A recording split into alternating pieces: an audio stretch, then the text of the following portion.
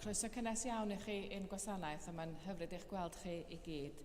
Mi fydd y gwasanaeth yma jyst yn chydig bach yn wahanol, oherwydd da ni'n croesawu y côr canorus yma i ganu efo ni, a maen nhw'n aelodau o yr ochr arall i'r ffin o Llanelwy, Rhythun ac Olwyn Bay a'r Cyffinia, felly mae'n hyfryd cael côr yma yn ymweld â ni ac yn helpu ni efo'n addoliad.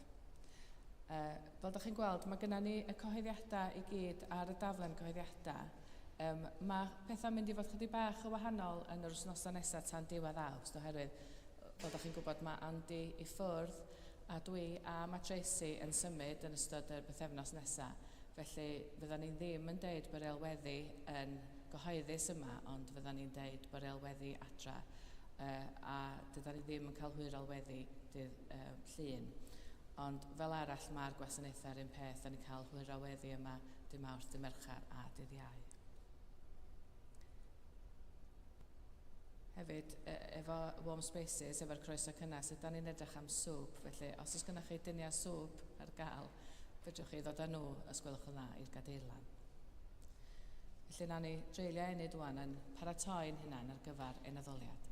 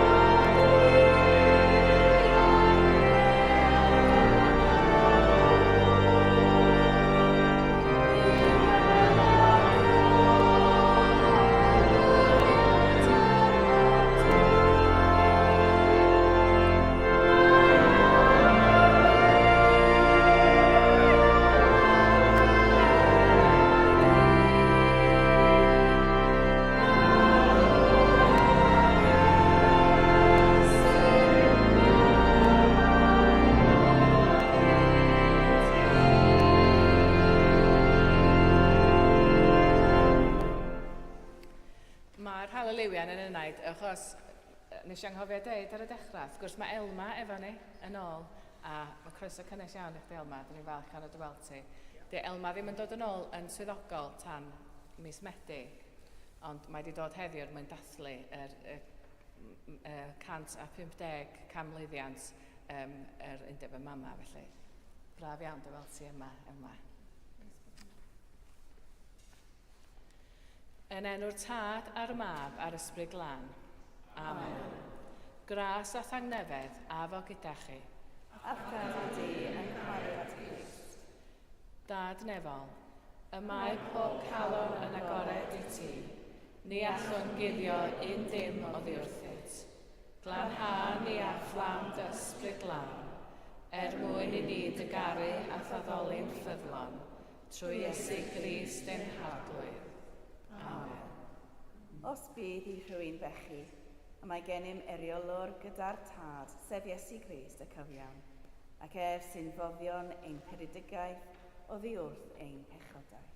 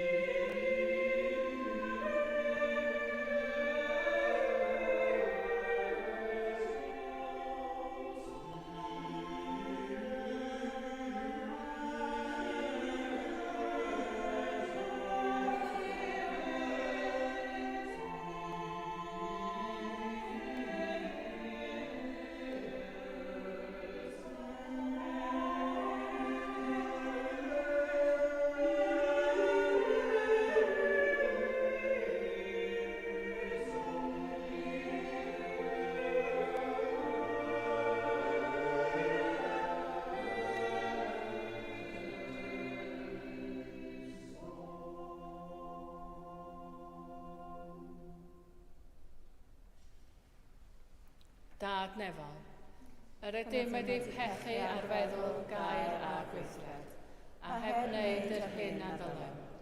Mae'n wir ddrwg gennym, ac yr ydym o ddifrif yn eich gyfarhau. Mwyn dy fab Iesu Grist a fe farw drosodd, mae ddeia i'r cwbl a'i heibio, ac arwain ni yn ei ffordd i gerdded fel plant y goleuni. Amen. Yr holl alluog ddew sy'n maddau i bawb sy'n wir a difeiriol, a drigar hawrth a chryddhau o bechod, eich cadarnhau mewn daioni a'ch cadw yn y bywyd tragwyddol, trwy Iesu Grist ein harglwydd. Amen.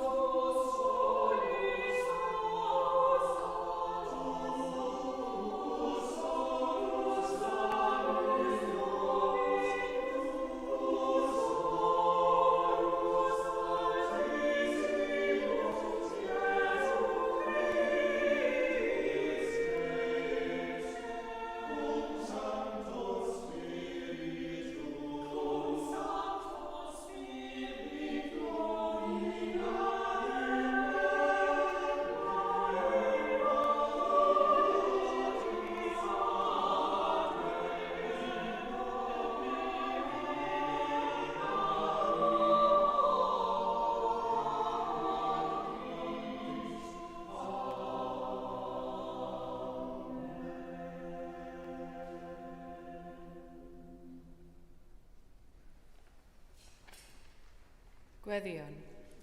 Byddai diglustiad trigarog o arglwydd yn agored diweddiad o weisian gostyngiedig, a gwnaed i'n tofyn am y pethau hynny sy'n dderbyniol i ti. Fel y boedd ei'n gael ei gyfynion, trwy Iesu Grist ein harglwydd, sy'n fyw ac yn tenasu gyda thi yn undod yr ysbryd glân, yn un Duw, yn nawr ac am byth. Amen.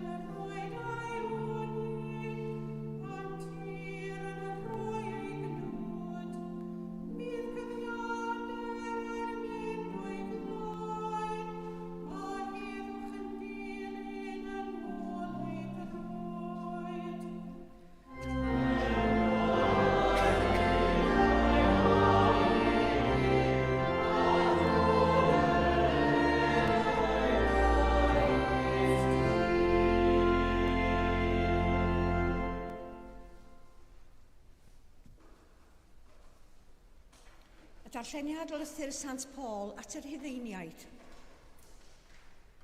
Ysgrifennodd Moses am y cyfiawnder trwy y gyfraith. Y sawl sy'n cadw ei gyfynion a gaiff fyw trwyddynt. Ond fel hyn y dywed y cyfiawnder trwy ffydd. Paid a dweud yn dy galon pwy a esgyn i'r nef. Hynny yw i ddwyn Crist i lawr neu pwy a ddisgyn i'r dyfnder. Hynny yw i ddwyn Crist i fyny oddi wrth y meirw. Ond beth mae'n ei ddweud? Y mae'r gair yn agos atat, yn dy enau ac yn dy galon.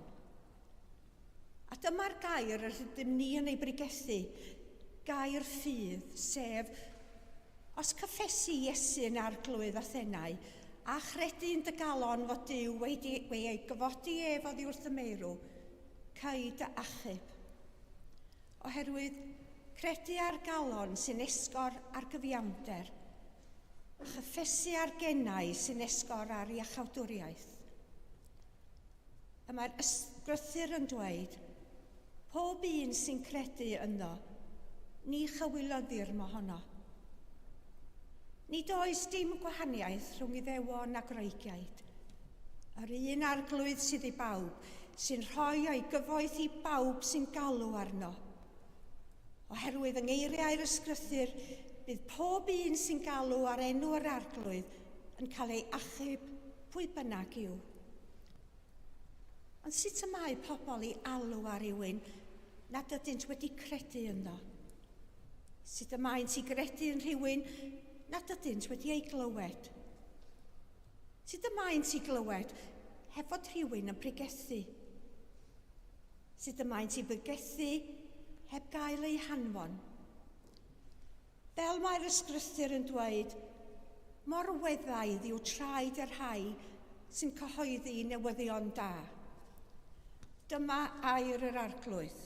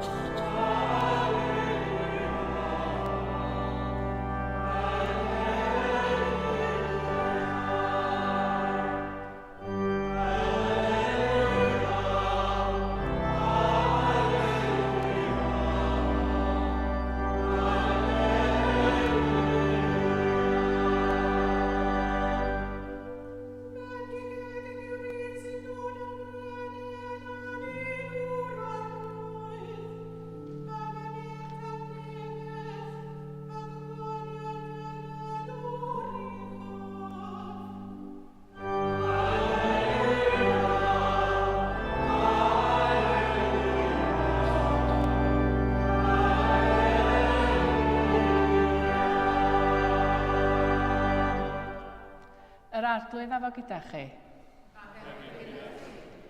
Gwrandewch Efengil Crist yn ôl Sant Matthew. Goniant i ti o arglwydd. Gwnaeth Iesu i'r disgyblion fynd i'r cwch a hwylio o'i flaen i'r ochr draw, tra byddai ef yn gollwng y tyrfaidd. Wedi y gollwng, aeth i fyny'r mynydd o'r neilltu i weddio. A phan aeth hi'n hwyr, yr oedd yno ar ei ben ei hun. Yr oedd y cwch eisoes gryn bellter oddi wrth y tir, ac mewn helbyl gan y tonnau, oherwydd yr oedd y gwynt yn ei erbyn. Rhwng 3 a 6 o'r gloch y bore, daeth ef atynt dan gerdded ar y môr. Pan weledd y disgyblion ef yn cerdded ar y môr, dechrynwyd hwy nes dweud drychiolaeth yw, a gweiddi gan ofn. Ond ar unwaith siaradodd Iesu a hwy, codwch eich calon, meddai, my fi yw, peidiwch ag ofni. Atebodd Pedr ef, arglwydd, os tydi yw, gorchymyn i mi ddod atat ar y tonnau. Meddai Iesu, tyrd. Disgynnodd Pedr o'r cwch a cherddodd ar y tonnau a daeth at Iesu. Ond pan welodd rym y gwynt, brawchodd, ac wrth ddechrau suddo gweiddodd, arglwydd, achub fi. Estynodd Iesu law ar unwaith a gafal ynddo gan ddweud, ti o chydig ffydd, pam y petrysaist? Ac wedi iddynt ddringo o'i'r cwch, gostegodd y gwynt. Yna addolodd y rhai oedd yn y cwch ef gan ddweud, yn wir, mab Duw wyt ti. Dyma Efengil yr arglwydd, moliant i ti o Grist.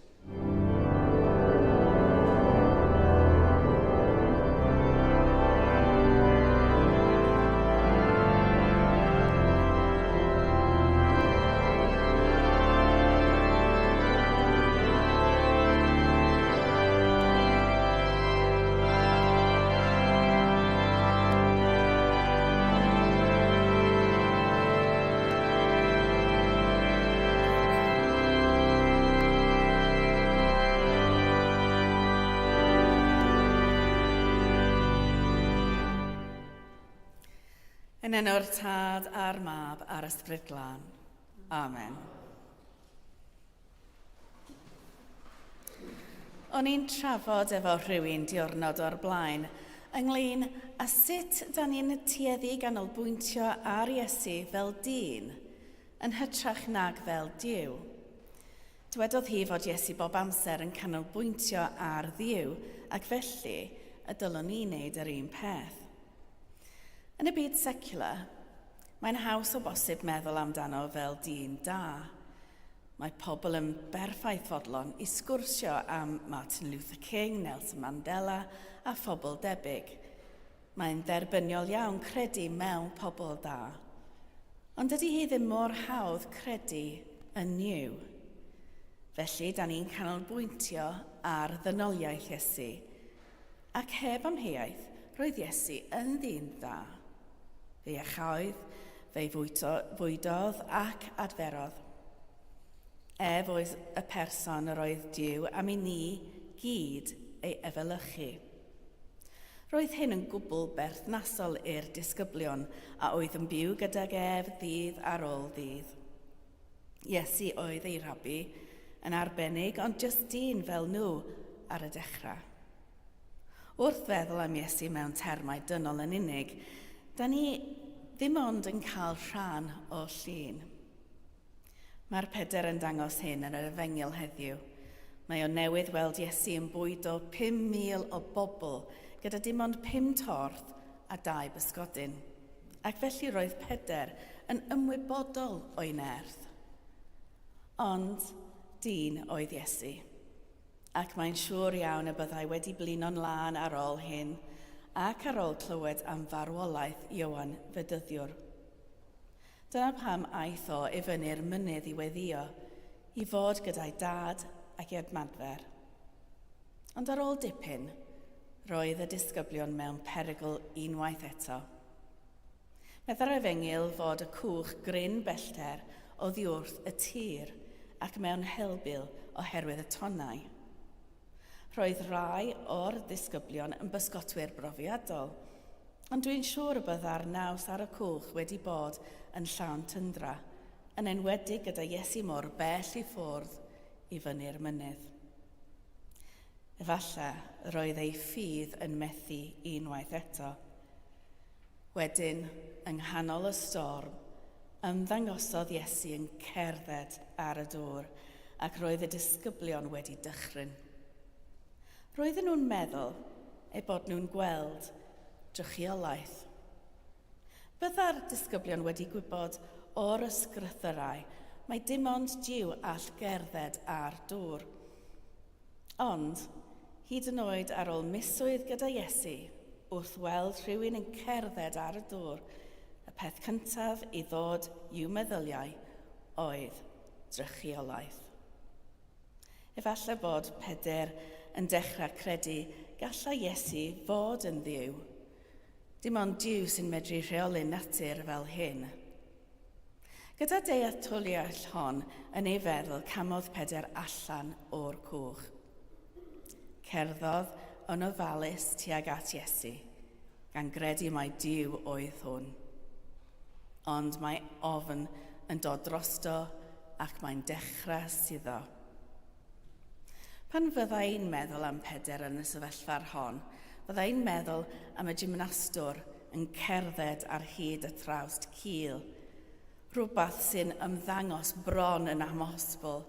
Rhaid iddynt ganolbwyntio'n fanwl neu byddant yn disgyn. Efallai mai hyn a ddigwyddodd i Pedair. Methodd a chanolbwyntio ar Iesu. Rhywbeth hollol dealladwy wrth i ni ystyried y gwynt a'r thona'r storm. Ar y foment hon, ni welodd Pedair Iesu, ond gwelodd rym y gwynt. Fe gollodd ei ffocws ar Iesu fel Duw, ac ail ddechreuodd feddwl amdano fel dyn yn unig. Wedi'r cwbl, fedi'r dyn ddim yn ein helpu ni i gerdded ar ddŵr. Methodd Pedair a gweld ei Dduw o'i flaen ac fe'i suddod. Mae'n medru digwydd i ni gyd. Da ni'n iawn am dipyn ac wedyn bydd storm yn codi. Rhyw broblem yn ein bywydau, rhyw drychineb yn y byd. A da ni'n colli ffocws ar Dduw ac a da ni'n suddo. Mae'n naturiol. Mae rhan o'n hymenydd sy'n hidlo allan llawer o bethau sy'n tynnu ein sylw mwyn ein galluogi ni i ganolbwyntio ar yr hyn sy'n bwysig ar y pryd. Ond, pan ddaw bygythiad, mae'n ffocws yn newid. Yn yr Efengyl heddiw roedd Pedair wedi dechrau gweld Iesu fel Duw, ond roedd pŵer y storm yn tynnu ei sylw. Bydd pethau eraill yn gwneud yr un peth drwy'r Efengylau. Jyst fel ni, mae Pedair yn trio ei orau i gredu mai Duw yw Iesu.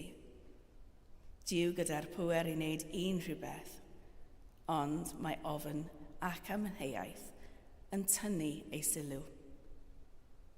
Ond gallwn ymhyfrydu yn y ffaith fod Pedr yn mynd ymlaen i fod y graig y mae Iesu yn adeiladu ei eglwys arni.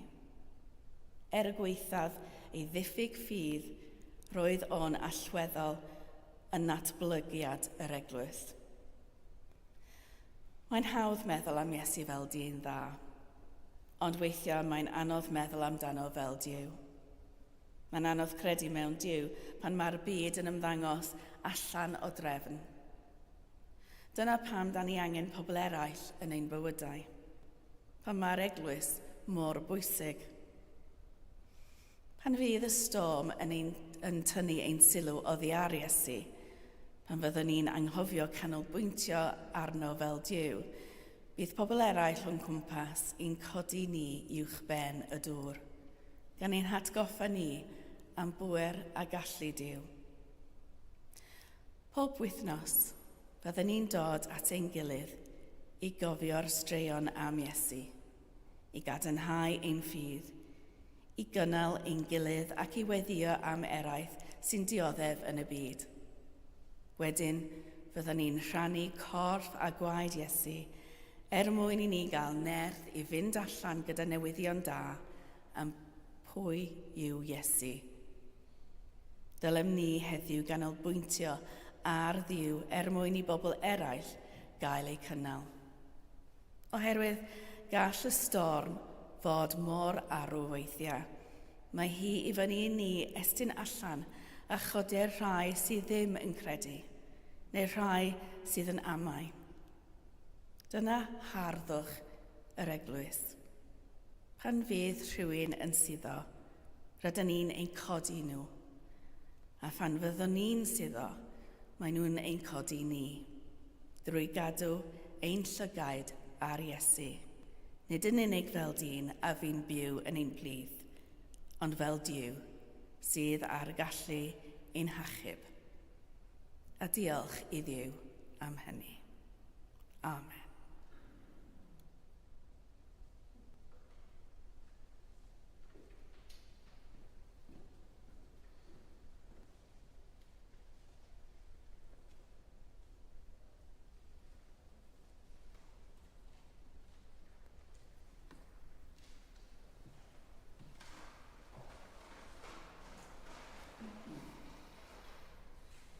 Credwn yn un Duw, y tad yr holl lleuad, gwneithurwr neb a dear, a phob peth gwledig ac anweledig.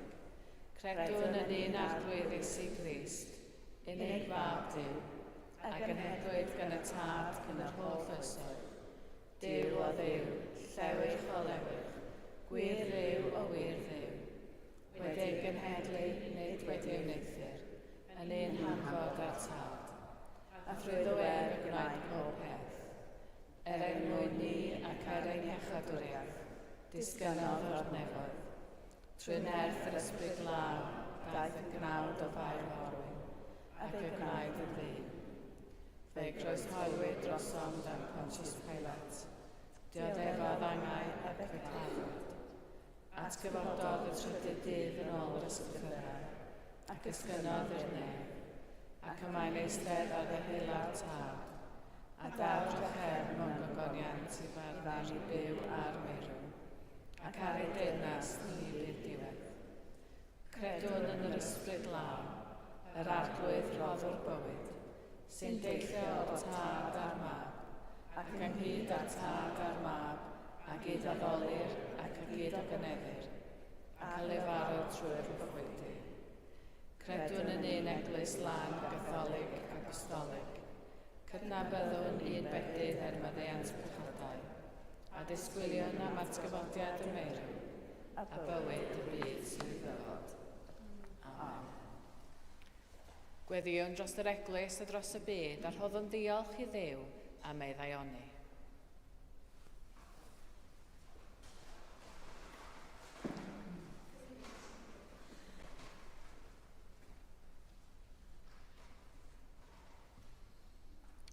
O Dduw ein tad, diolchwn am neges yr Efengil heddiw. Gweddiwn yn ei di ein galluogi ni i ddal pobl eraill i fyny, a hefyd helpu i ni dderbyn help pan ydyn ni angen o. A dyro i ni gyd ffydd. Arglwydd yn dy drigaredd, gwrando i'n gweddi. Gweddiwn dros ein byd yn enwedig yr ardaloedd lle mae yna dlodi anghyfiawnder a rhyfel. A cofiwn am Ukraine, am Israel a Palestine a Gaza. Gweddiwn yn ei di droi calonnau y rhai sy'n ceisio rhyfel tuag at heddwch.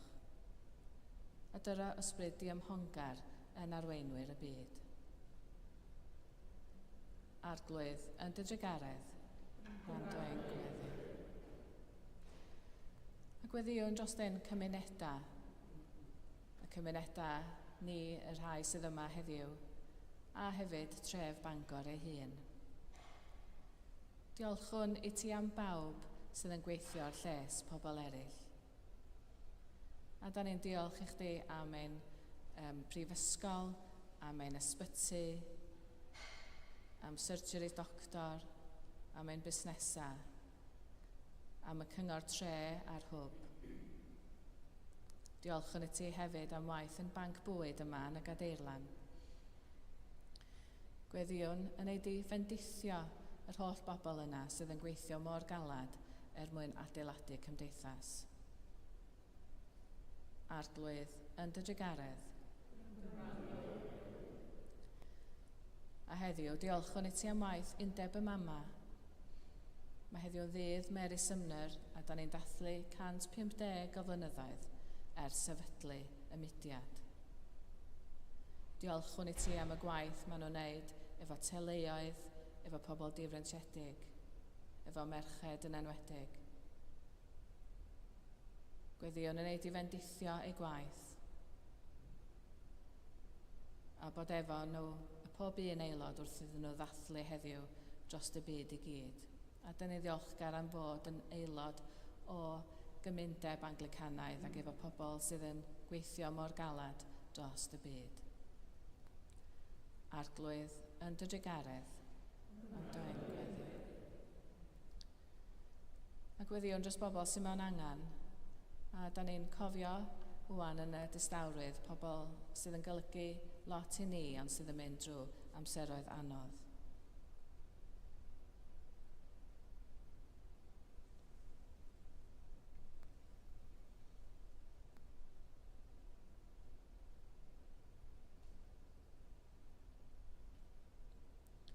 A diolchwn i ti hefyd am ateb gweddi. Diolchwn yn enwedig am iachad ac am y ffaith bod Elma efo ni a hefyd am y ffordd wyt ti wedi bod yn gweithio am mywyd Leslie. A da ni mor ddiolchgar gweld y ddwy yn ôl efo ni yn ein cymuned.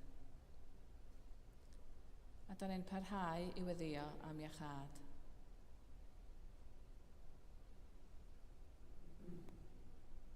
Arglwydd yn dy drigaredd, gwrando i'n gweddi. Ac yn ola, gweddiwn dros yr rhai sydd wedi ein gadael ni. Ac yn enwedig, da ni'n cofio Gerdyfron, y rhai hynny sydd yn mor anwyl i ni, ond sydd ddim efo ni ddim mwy. Da ni'n gweddio hefyd dros y rhai hynny sydd wedi cael angladda yma yn ddiweddar, neu da ni'n paratoi ar gyfer eu angladda nhw. A gweddiwn yn neud i bod yn agos i'w teuluoedd a rhoi nerth iddyn nhw a dygysur a dygariad. Felly yn y distawrydd rydyn ni'n cofio ger bron Duw ein hanwyliaid.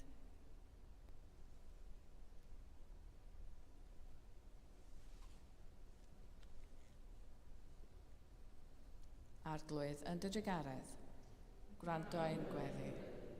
Gorffwys trogwyddol dy roeddynt o arglwydd, a llewyrchyd goleuni gwastadol arnynt.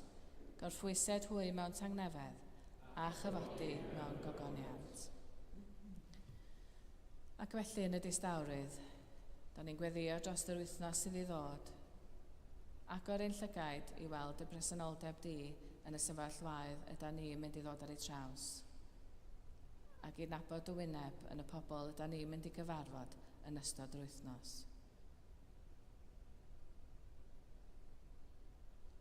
Arglwydd yn dy drigaredd, gwrando ein gweddi. Da trigarog, derbyn y gweddi.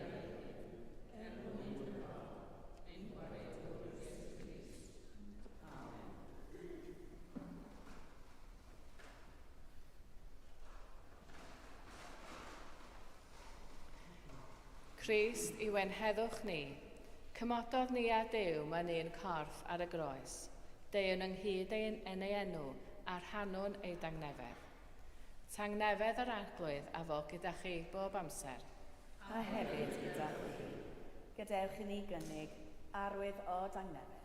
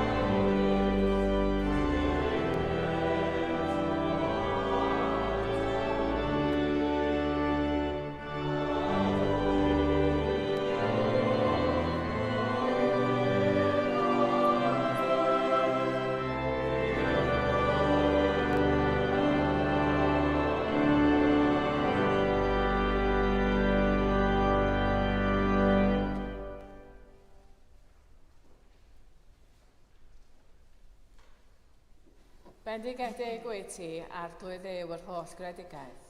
Trwy dy ddaioni y mae gennym y bara hwn i'w affrymu, rhodd y ddeiar a gwaith dwylod yno. Fe ddaw i ni yn fara'r bywyd. Bendigedig fyddodd Duw am byth. Bendigedig wyt ti, arglwydd Dduw yr holl gredigaidd. Trwy dy ddaioni y mae gennym y gwyn hwn i'w affrymu, ffrwyth y wynwydden a gwaith dwylod yno. Fe ddaw i ni yn ddiod ysbrydol. Bendigedig fyddodd Duw am byth. Yr arglwydd a fo gyda chi. A hefyd gyda chi. Dyrchefwch eich calonnau. Yr ydym yn edrychafu at yr arglwydd. Diolchwn i'r arglwydd ein Duw. Iawn i rhoi ein diolch a'n clod. Iawn yn wir ein dyletswydd a'n llawenydd bob amser ac ym mhob lle i'w diolch i ti. Dad sanctaidd, holl alluog a bythfiwiol Dduw, trwy Iesu Grist ein harglwydd. Trwy ddo ef en gwnaethos ni ar bydysawd cyfan, pan ddaeth dysbryd glân at Mair fe anwyd Iesu yn un ohonom ni, fe'n carodd ni gymaint fel i ro farw drosom ni. Ar ddydd y Pasg, codais def o farw'n fyw, gan goncro marwolaeth a drygioni am byth. Ar y Pentecost, rhoddais yr Ysbryd Glân fel yr addawodd Iesu, yn helpu ni i fyw yn blant i ti. Felly yma ar y ddaear a chydar angylion a'r archangylion a phawb yn y nefoedd, molianwn dy enw a chanu.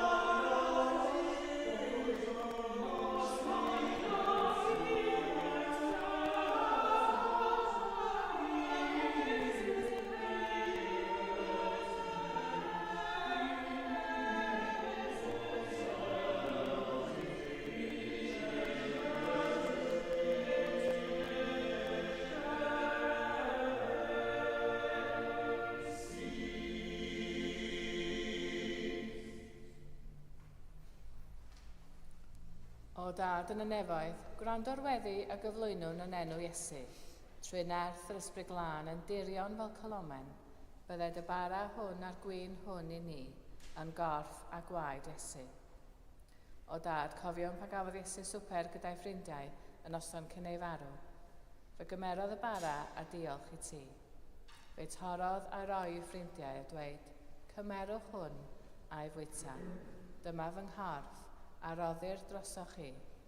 Gwnewch hyn i gofio amdanaf. Ar ôl swper, fe gymerodd Iesu cwpan gwyn. Diolchodd i ti a'i roi i'w ffrindiau a dweud, yfwch o'r cwpan hwn bob un ohonoch, a mae hwn yw fy ngwaed, yr addewid newydd o gariad Duw. Gwnewch hyn bob tro yr yfwch ef, i gofio amdanaf. Gyda'n gilydd, cofion fod Iesu bob amser gyda ni a ddroed. Bu farw o'r Crist, at gyfododd Crist, daw Crist mewn y goniant. O dad, wrth i ni gofio dy fab Iesu Grist a fu farw ar y groes ac atgyfododd, offrymwn i ti yr hoddion hyn a'r holl roddion yr wyt yn ei rhoi mor hael i ni.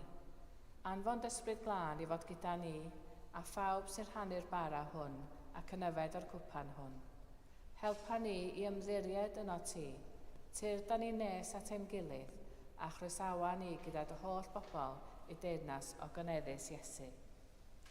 Ti o dad, bia bob anrhydedd a gogoniant, trwy Iesu dy fab gyda'r ysbryd glân, yn un Duw, yn oes oesoedd.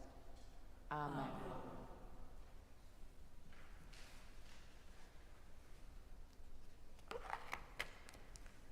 Fel y ddysgodd ein iachawdwr ni, gweddiwn yn hyderus, ein tad, rhwng wyt yn y nefoedd, sancteiddiad enw, delaid y deyrnas, gwneler dewyllus, megis yn y nef, felly ar y ddeiar hefyd. Dyroi ni heddiw ein bara benyddiol, a maddau ni ein dylegion, fel y maddiw ni nain dyledwyr, ac nac arwain ni brofedigaeth, eith yr gwared ni rhag drwg, canis eiddo tir deyrnas, a'r gallu a'r gogoniant, yn oes ysoedd.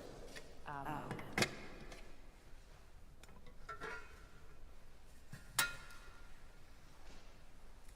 Yr ydym yn torri'r bara hwn i rannu yng nghorff Crist. Yn un llawer, un corff ydym, gan ein bod ni oll yn rhannu'r un bara.